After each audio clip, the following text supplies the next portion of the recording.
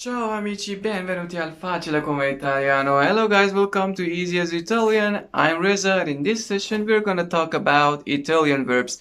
Well, I've said many Italian verbs in the previous sessions. I tried to say one verb each session so you would know more verbs, and in this way you got to know some things like there are regular and irregular verbs, and irregular verbs are harder to conjugate than the regular verbs.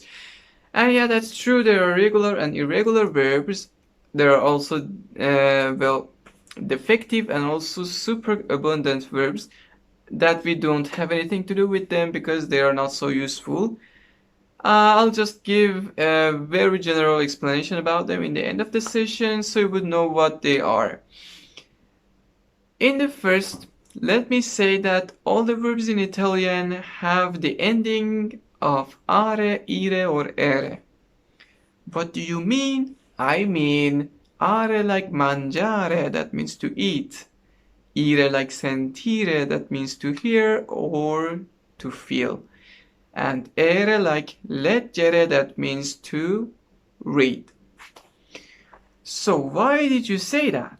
I always have good purposes. So listen. These endings can show how you can conjugate these verbs if they are regular. If they are regular. For example, for the conjugation of the verb mangiare in present tense, you will do like mangio, mangi, mangia, mangiamo, mangiate, mangiano. What happened? Well, mangiare is the present infinitive of the verb. Are, if we take it, it would give us mangi, that is the root of the verb. And well, for the verbs that end with are, if you add just a simple pattern, that is o, I, a, iamo, ate, ano, to the end of the root of the verb, you can just easily conjugate that in the present tense. So for this verb, it would be mangio, mangi, mangia, mangiamo, mangiate, mangiano. Easy as drinking water, but let's see if it really works. So the verb trovare, that means to find. I'll give you 15 seconds to conjugate it.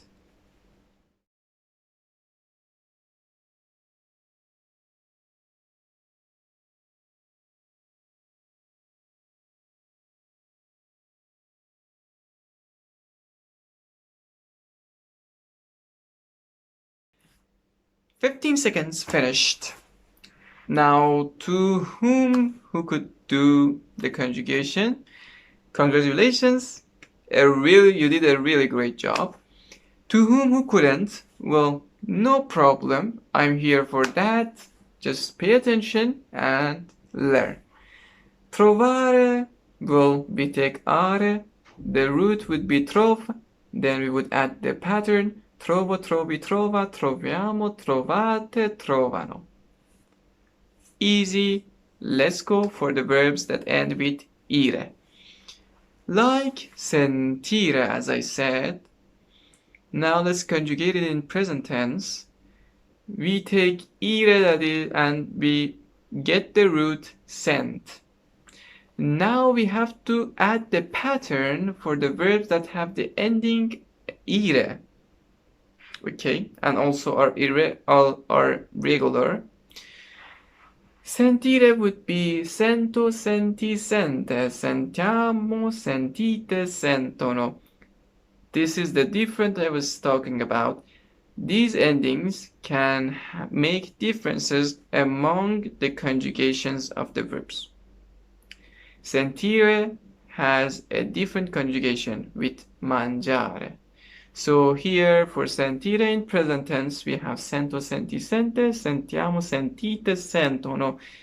As you can see, the third person singular, the second person plural, and the third person plural are completely different with the verbs that were ending with are. So here was this. Then we go for the verbs that end with ere, like leggere, to read. And well, This is kind of similar to the verbs that end with ire. Let's see the conjugation in the present tense. Always just in present tense. Leggere, we take ere, it would give us legge. Legge, better to say. The conjugation in present tense would be leggo, leggi, legge, leggiamo, leggete, leggono. As you can see, it's kind of almost completely similar to the verbs that end with ire. The only difference is the second person plural, that in the verbs that end with ire, it ends with ite. In this one, it ends with ete. So leggo, leggi, legge, leggiamo, leggete, leggono. And don't say why sometimes it sounds like je, sometimes it sounds like ge. I've explained in the reviewing session of the sessions 1, 2, 3 that the letter G can have a hard sound or a soft sound. For the soft, it would be when it gets another, the letters E or E after it, it would get a soft sound, and if the letter after it would be any other letter than those, it would get a hard sound, that is ge. This was the thing about regular verbs. Now let's talk about irregular verbs, but before that, let me tell you about essere and avere.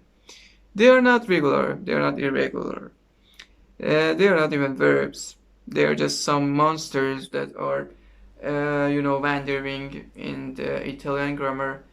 Well, I would like to tell you to avoid them, but you can't, because they are the most useful verbs in Italian language.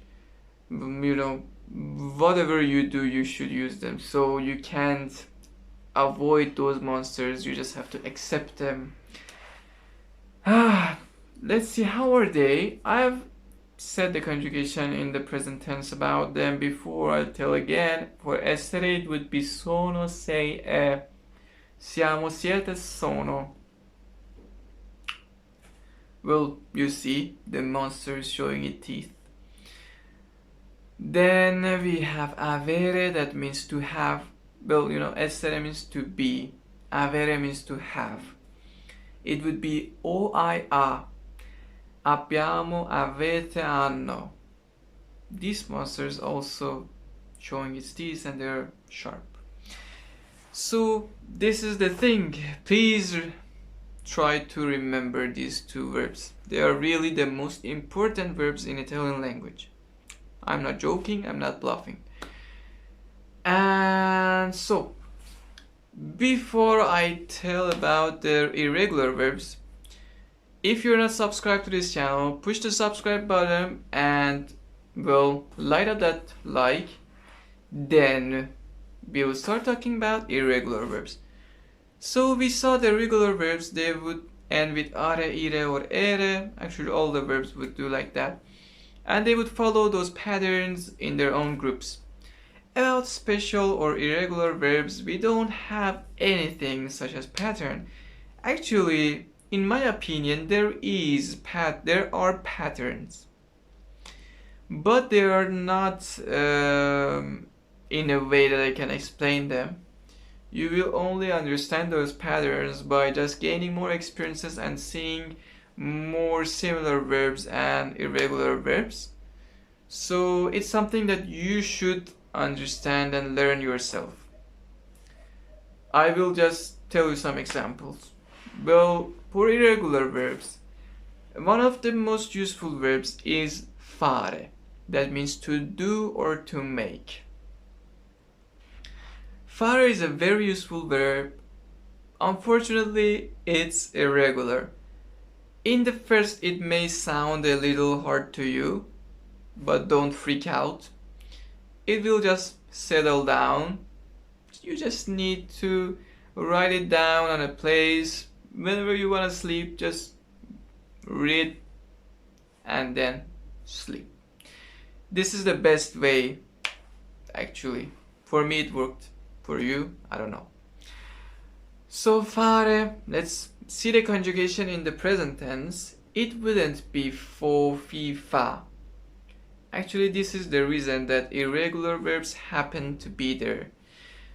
Because if you just follow those patterns in them, well, they don't sound so good, maybe a little disgusting. So we make them irregular. Actually, they have made them irregular, so they wouldn't sound this bad. So thank them. So the conjugation in present tense, fare would be faccio, fai, fa. Facciamo, fate, fanno. Yeah, don't freak out, please. It's easy, just needs to get settled down. Faccio, fai, fa. Facciamo, fate, fanno. It's really easy. We would put it aside and we would go to the next verb, bere. That means to drink. Bere, to drink. Well, if you take ere, the root would be be. So again, it wouldn't sound so well to just say bo, bi, be. So we just add that pattern for the verbs that would end with ere to bov, to bev instead of be itself. And now you would see what I mean. You know, instead of saying bo, bi, be, it would be bevo, bevi, beve. Beviamo, bevete, bevono. It's really one of the easiest irregular verbs you can learn. So, see, there are easy things too. Bevo, bevi, beve, beviamo, bevete, bevono. This was the end. Just let me tell you the defective verbs. Well, they are the verbs that miss something. You know, for example, like those some verbs that you may not be able to use them in all the tenses or for all the pronouns.